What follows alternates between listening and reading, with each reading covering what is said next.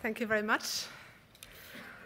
I think we've exhausted our capacity for the day, maybe to discuss these issues about financial stability, regulation, and the level of debt. So I just want to be very brief in terms of highlighting the three main points I took away from the discussion, and then I want to thank everybody and wish you a very nice weekend. So for the three main points, very, very briefly. So we started off talking about non-linearities and what's the optimal level of debt. We all don't know what's the optimal level of debt, but I think we should also remind ourselves that we have of course, in our regulation, limits being built in for leverage for indebtedness with the Stability and Growth Pact for sovereigns with a leverage ratio which will eventually become mandatory for banks, and we've also discussed other limits. So I think even though we don't know where exactly the tipping point is where higher debt becomes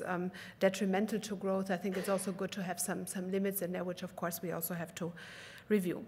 The second issue we discussed is, well, maybe it's not only an issue about the volume of debt in an economy, but it's also about the structure of debt, and it's about the incentives.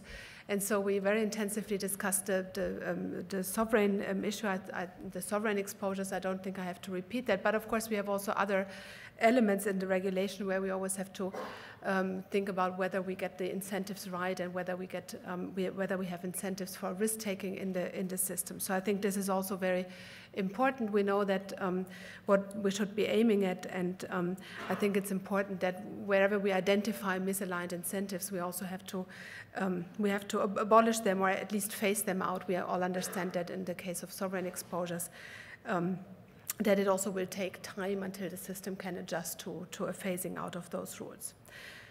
And then the third point, so the volume of debt, the structure of debt, and the incentives. And the third point we discussed here is that, well, maybe we shouldn't only be thinking about financing and the financial system in terms of debt, but we should also think about equity markets. And I think what we alluded to on the first panel, we also heard a very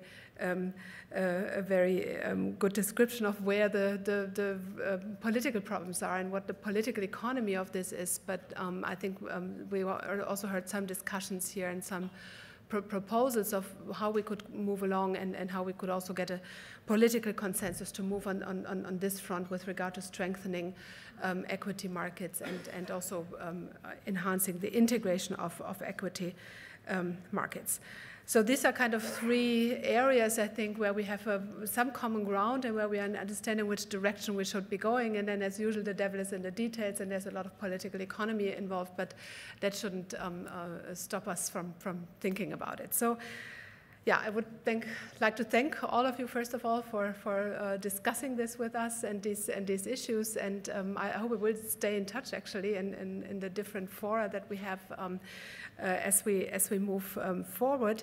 But before we part, I would like to thank everybody who was, I mean, some people you saw here. I would first of all like to point out Mark Schroers, who did a very good job on moderating the three panels and keeping us on track and highlighting the issues. I would like the panelists and the contributors that we all saw and people from the audience.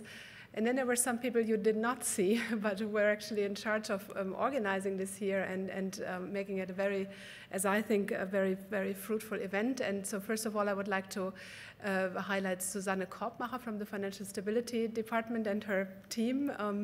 So I think you did an excellent job in putting together the program and inviting the right people and making us discuss here. So thanks for everybody who was involved in that process.